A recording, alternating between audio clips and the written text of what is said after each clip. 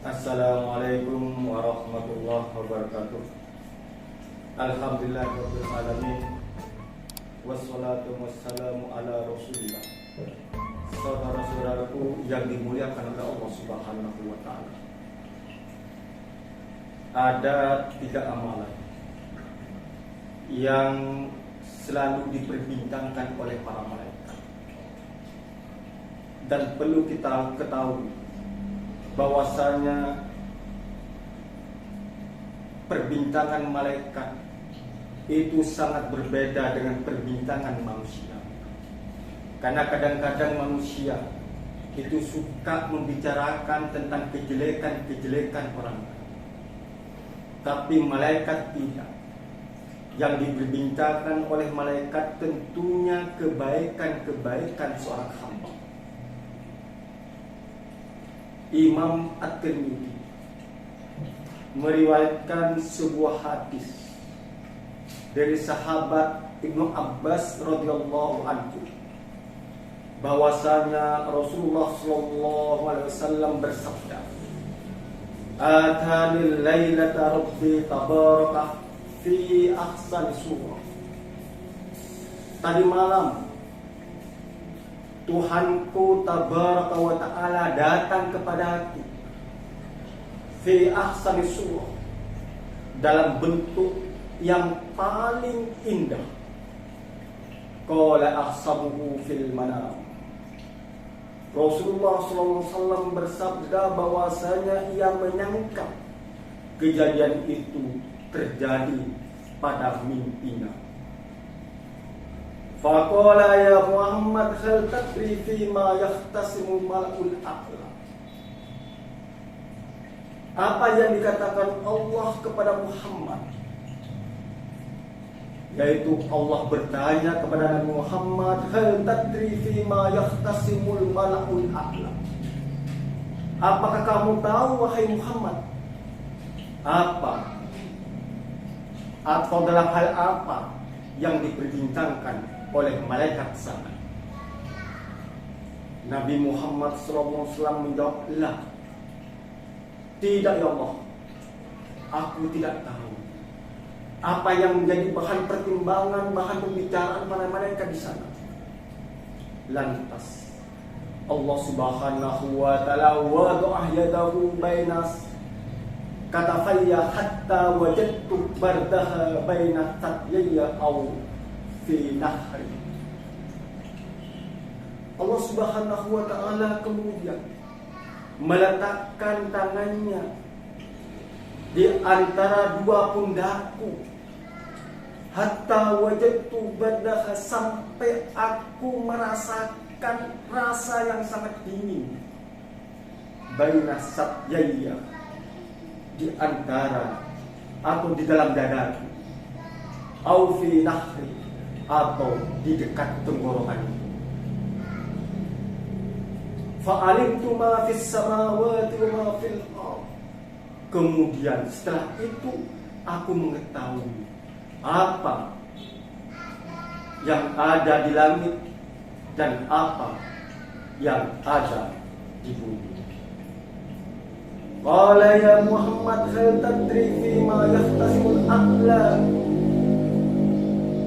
Kemudian Allah Subhanahu wa taala bertanya lagi kepada Nabi Muhammad, "Wahai Muhammad, apakah kamu tahu dalam hal apa para malaikat sana membicarakan tentang hamba-hambaku?" Qultu na'am. Apa jawaban Nabi Muhammad SAW? Nabi Muhammad menjawab, "Iya, aku mengetahui." Qala fil kafarat, yaitu tentang jaminan Allah Subhanahu wa taala. Saudara-saudaraku yang dimuliakan oleh Allah Subhanahu wa taala, tentunya semua manusia menginginkan jaminan itu. Jangankan jaminan Allah, jaminan sesama manusia saja. Orang kadang-kadang rela mengantri di panas terik matahari hanya ingin mendapatkan jaminan. Apakah jaminan hari tua?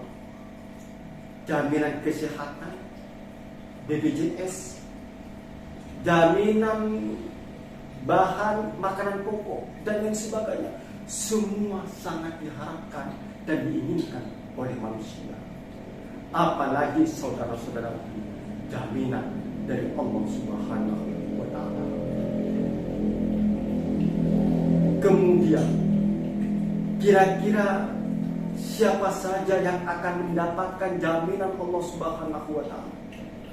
Maka dilanjutkan dalam hadis Imam Tirmidzi.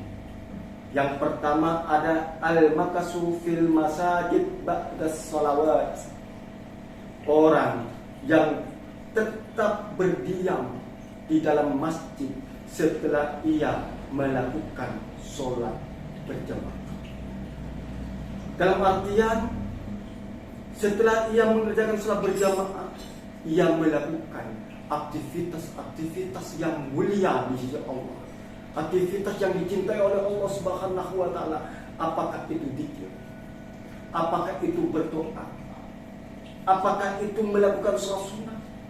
Atau apakah itu melakukan thalabul ilmi, menuntut ilmu, mengkaji ayat-ayat Allah Subhanahu wa Ta'ala sambil lalu menunggu sholat berikutnya. Yang kedua, orang yang akan mendapatkan jaminan dari Allah Subhanahu wa Ta'ala, al-masyiu 'alal aqdami ilal jamaah, yaitu orang yang berjalan kaki menuju sholat berjamaah. Dan yang tiga adalah isbahul wudu fil makan, yaitu orang yang menyempurnakan wudhunya dalam keadaan yang sangat susah. Apakah karena panas, apakah karena dingin, atau karena hal-hal yang tidak enak dirasa, tidak enak di badan, tapi dia tetap berusaha untuk menyempurnakan wudhunya. Faman fa'ala dzalika, maka kata Rasulullah SAW, barang siapa yang mengerjakan tiga hal tadi itu, dia akan mendapatkan jaminan dari Allah Subhanahu wa Ta'ala. Apa kira-kira, wahai saudaraku, jaminan yang akan diberikan oleh Allah kepada hamba yang melakukan tiga hal tadi itu? Yaitu dilanjutkan dalam hadisnya, asya bi khairin wa mata bi khairin. Dia nanti akan hidup dengan hidup yang baik, hidup yang sejahtera, hidup yang aman, hidup yang senantiasa mendapatkan perlindungan, hidup yang penuh dengan barokah. Wa mata bi khairin, dan juga dia mati dengan keadaan yang baik, mati dalam keadaan ia husnul khotimah.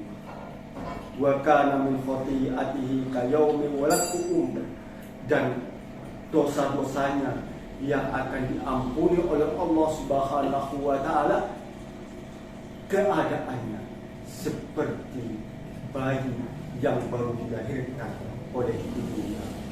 Bagaimana keadaan bayi yang baru dilahirkan? Tentunya dia tidak akan membawa dosa sedikit. Demikian ketika kita melakukan tiga hal itu dengan ikhlas karena Allah, berdiam diri di masjid, menunggu sholat berikutnya setelah ia melakukan sholat fardu. Yang kedua, dia berjalan kaki menuju tempat sholat berjamaah. Dan yang ketiga, dia tetap menyempurnakan wudhunya walaupun dalam keadaan susah. Dia akan mendapatkan jaminan dari Allah Subhanahu wa Ta'ala, hidupnya barakah, baik, perlindungan dari Allah Subhanahu wa Ta'ala, selamat, matinya dia mati dalam keadaan baik, husnul khotimah, dan dia dosa-dosanya akan diampuni oleh Allah Subhanahu wa Ta'ala seperti keadaannya dia baru dilahirkan. Saudara-saudaraku yang dimuliakan oleh Allah Subhanahu wa Ta'ala, Imam Abu Dawud menambahkan jaminan yang akan diberikan kepada hamba Allah tadi itu, in asya kafa wa in mata dakhala jannah wa man dakhala baitahu bisalamin.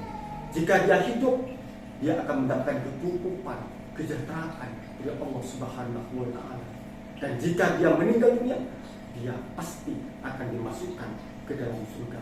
Wa man dakhala baitahu bisalamin, dan siapa saja yang masuk ke rumahnya, dia akan mendapatkan keselamatan dan ketenangan, kedamaian.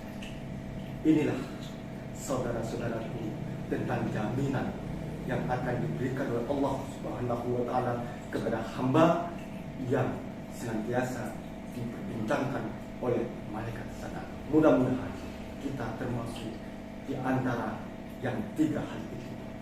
Semoga bermanfaat. Akhirul kalam. Assalamualaikum warahmatullahi wabarakatuh.